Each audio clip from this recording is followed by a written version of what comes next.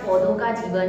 तो उस चैप्टर में हमने देखा था कि लिविंग थिंग कौन कौन सी है और नॉन लिविंग थिंग कौन कौन सी है, यानी कि सजीव क्या है और निर्जीव क्या है। तो जो हमने देखा था कि पौधे यानी कि प्लांट्स, तो प्लांट्स हम क्या कहते थे कि पहले के ज़माने में लोग समझते थे कि जो प्लांट्स है वो निर्जीव है, पर बाद में वैज्ञानिक खोजों के बाद पता चला कि प्लांट्स है वो सजीव होते हैं। उस तरह से आपको सजीव निर्जीव का पता ही होगा कि कौन सी चीज़ नॉन लिविंग है और कौन सी थिंग्स है वो लिविंग है। कि जैसे कि टेबल, कुर्सी, फिर चौक, डस्टर या कोई भी जो ऐसी आसपास जो चीज़ दिखती है वो होती है नॉन लिविंग थिंग्स, यानी कि निर्जीव बोलते हैं। और सजीव में हम देखें तो बर्ड्स है, एनिमल्स है, फिर मनुष्य है, प्लांट्स है, तो वो सारे होते हैं सजीव। तो सजीव और निर्जीव में क्या डिफरेंट होता है? तो जो सजीव होते हैं वो क्या करते हैं, सांस लेते हैं, खाना खाते हैं, पानी पीते हैं, फिर उनका ग्रोथ होता है यानी कि वो बढ़ते हैं, तो उनकी वृद्धि होती है। और नॉन लिविंग थिंग्स होती है, तो नॉन लिविंग थिंग्स क्या करते हैं, तो वो एक जगह से दूसरी जगह मूव नहीं कर सकते, मतलब कि एक जगह से दूसरी जगह चल नहीं सकते, जा नहीं सकते, फिर वो खाना खा नहीं सकते, पानी नहीं पी सकते, सांस नहीं ले सकते, और वो बढ़ते भी नहीं है। जैसे कि कुर्सी को हम एग्जाम्पल ले तो कुर्सी छोटी होती है तो थोड़े दिन बाद वो बड़ी होती है, नहीं होती है, क्योंकि वो नॉन लिविंग थिंग्स है।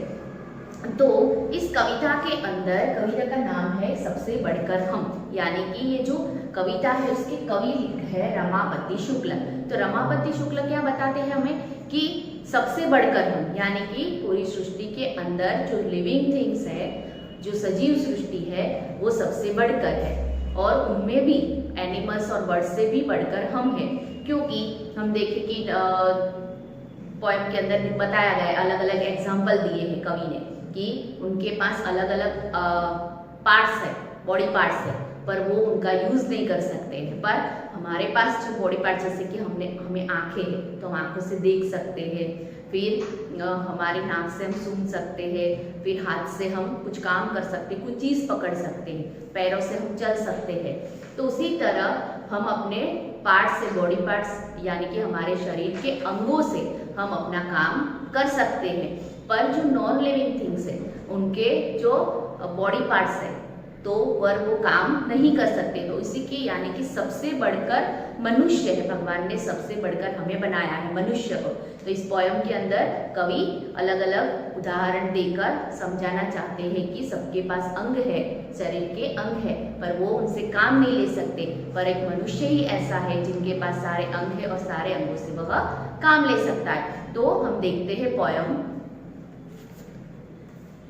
आलपीन के सिर होता पर बाल उस पर होता एक, कुर्सी के दो बाहें हैं पर गेंद नहीं सकती है फेंक, कंधी के हैं दांत मगर वह चबा नहीं सकती है खाना, गला सुराही का है पतला किंतु न गा सकती गाना, होता है मुंह बड़ा घड़े का पर वह बोल नहीं सकता, चार पांव टेबल के हैं होते पर वह डोल नहीं सकता, जूते हैं जीभ मगर वह स्वाद नहीं चख सकता है, आंखें होते हुए नारियल कभी न कुछ लग सकता है मनुष्य के पास सभी कुछ, ले सकता है सबसे काम, इसलिए दुनिया में सबसे बढ़कर है उसका ही नाम।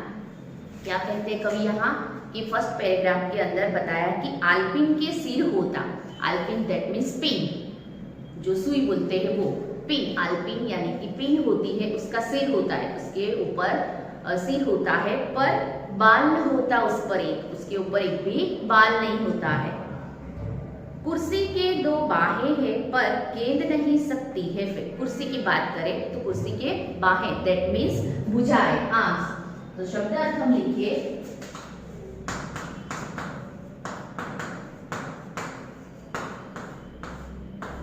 तो शब्द अर्थ यानी कि बाहें, शब्द अर्थ में लिया है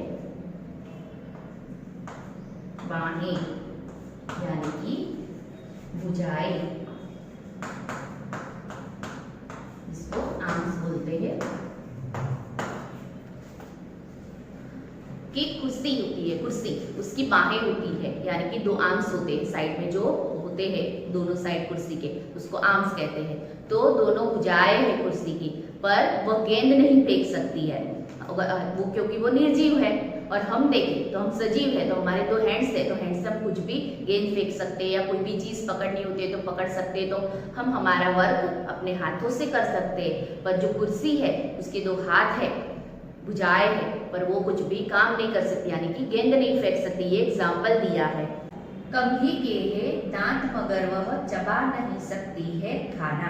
कंघी के है दांत मगर, कंघी यानी कि कॉम के जो दांत होते हैं जिससे हम हेयर कॉम करते हैं, तो कंघी यानी कि कॉम के जो दांत होते हैं पर वह खाना चबा नहीं सकती। जैसे हमारे तीत होते हैं तो हम क्या करते हैं, तीत से खाना खाते हैं, खाना चबाते हैं। तो उसी तरह कि हम अपने ऑर्गन से काम ले सकते हैं, यानी कि हम हमारे शरीर के अंगों से काम ले सकते हैं कि तीत से खाना चबा सकते हैं। पर कंघी है वो नॉन लिविंग थिंग है, उसके दांत है पर वो खाना चबा नहीं सकती क्योंकि वो नॉन लिविंग थिंग है। और हम मनुष्य है वो लिविंग थिंग है, इसीलिए सबसे बढ़कर मनुष्य को कहा गया है। तो यहाँ दिया है कि कंघी के है दांत मगर वह चबा नहीं सकती है खाना।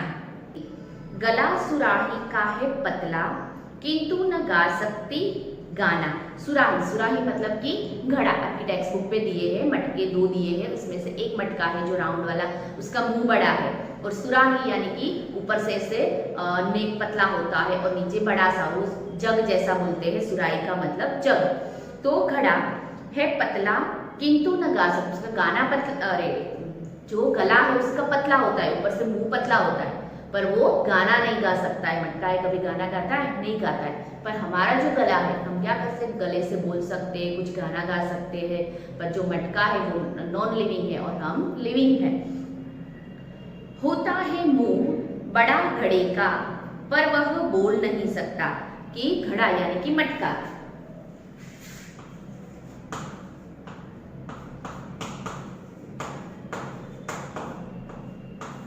कि जो मटका होता है, सुराही मतलब वो मटका जो ऐसे होता है, सुराही ऐसे अपनी टेक्स्ट बुक में दिया है ऐसा वाला, ये जग जैसा, और मटका यानी कि ये जो पूरा ऐसे बनाते हैं ये वाला मटका।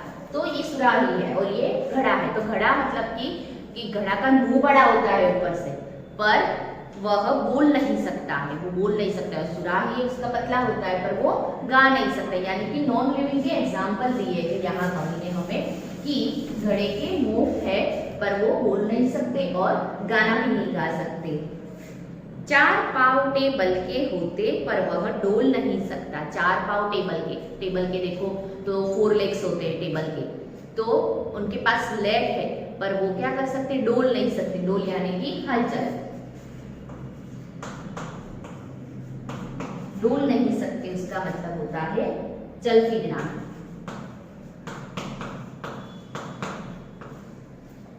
कि टेबल के पास 4 लेग्स है पर वो चल नहीं सकता। टेबल कभी देखा है आपने कि एक जगह रखा हो और चलकर दूसरी जगह चला जाता है? नहीं चला जाता, क्यों? अभी अगर हम उसको पुश करते हैं, धक्का देते हैं या फिर खींचते हैं तो वो एक जगह से दूसरी, यानी कि किसी की हेल्प से एक जगह से दूसरी जगह जा सकता है, पर खुद ऑन सेल्फ वो एक जगह से दूसरी जगह नहीं जा सकता। और हम हैं तो हमारे पास लेग है, तो हम कहीं भी हमारी जहाँ इच्छा होती है तब हम खड़े हो सकते हैं, कहीं भी जहाँ इच्छा होती है वहाँ हम चलकर जा सकते हैं, यानी कि हम चल फिर सकते हैं। पर टेबल है वो चल फिर नहीं सकता है।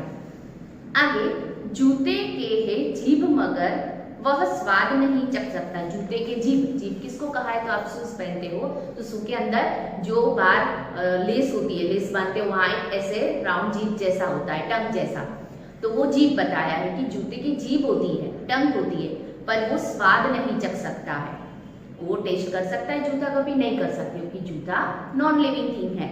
और हमारे पास जो टंग है तो हम क्या कर सकते हैं, अपने टंग से टेस्ट कर सकते हैं, कुछ खट्टा है, मीठा है, या कोई भी टेस्ट होता है तो वो टेस्ट हमें कहाँ से पता चलता है? टंग से पता चलता है। तो जूते के है जीभ मगर वह स्वाद नहीं चख सकता, आंखें होते हुए नारियल कभी न कुछ लग सकता है। कि नारियल की 2 आंखें होती है, आपने नारियल देखा ही होगा, कोकोनट, उसमें क्या होती है, दोनों ध्यान से देखोगे, उस पे उसके ऊपर के छिलके उतार दोगे तो उसके अंदर 2 डॉट्स दिखते हैं, वो उनकी आंखें होती है। तो आंखें होते हुए नारियल, यानी कि नारियल के पास आंखें है, पर कभी ना कुछ लग सकता, लगता मतलब यहाँ बताया गया है कि देखना, लग यानी कि देखना, कि नारियल के पास आंखें है पर वो देख नहीं सकता है, और हमारे पास आंखें है तो हम क्या कर सकते, आंखों से ये सारी सृष्टि यानी कि दुनिया देख सकते हैं।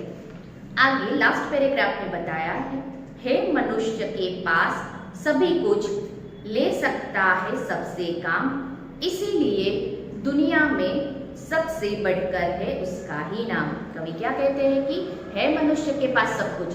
देखा कि कुर्सी है तो कुर्सी के हैंड्स है, तो वैसे हमारे पास भी हैंड्स है, तो हैंड्स से हम वर्क कर सकते हैं। फिर टेबल में बताया कि लेग है पर वो काम नहीं कर सकता, और हमारे पास लेग है तो हम लेग से कहीं चल फिर सकते हैं। फिर हमने टंग के बारे में देखा कि टंग यानी कि जो जूते की टंग होती है पर वो टेस्ट नहीं कर सकता, और हम क्या कर सकते हैं, टेस्ट कर सकते हैं, और हम बोल भी सकते हैं, गाना गा सकते हैं। तो इस तरह के कवि ने अलग अलग एग्जाम्पल दिए। तो इसने बताया कि मनुष्य के पास सब कुछ है, सब अंग है, तो सब अंग से वो काम भी ले सकता है, यानी कि हम चल सकते हैं, काम कर सकते हैं, टेस्ट कर सकते हैं, देख सकते हैं, कोई भी स्मेल ले सकते हैं, सुन सकते हैं। तो हम अपने अंगों से सब काम ले सकते हैं, इसीलिए दुनिया में सबसे बढ़कर है उसका। इसीलिए सबसे बढ़कर कौन है दुनिया के अंदर? मनुष्य, क्योंकि मनुष्य के पास बुद्धि भी है। जो अदर एनिमल्स और बर्ड्स है वो भी लिविंग थिंग्स है, पर वो बोल नहीं सकते हैं, और उनके पास दिमाग मतलब कि जो हमारे जैसे बुद्धि है, हमें वाणी का वरदान मिला है, हम बोल सकते हैं, हमारी बुद्धि का यूज कर सकते हैं हम। तो उसी तरह की सबसे बढ़कर दुनिया के अंदर कौन है? मनुष्य। तो इस पोयम के अंदर कवि ने अलग अलग एग्जाम्पल से बताया है कि सबसे बढ़कर इस दुनिया में मनुष्य है।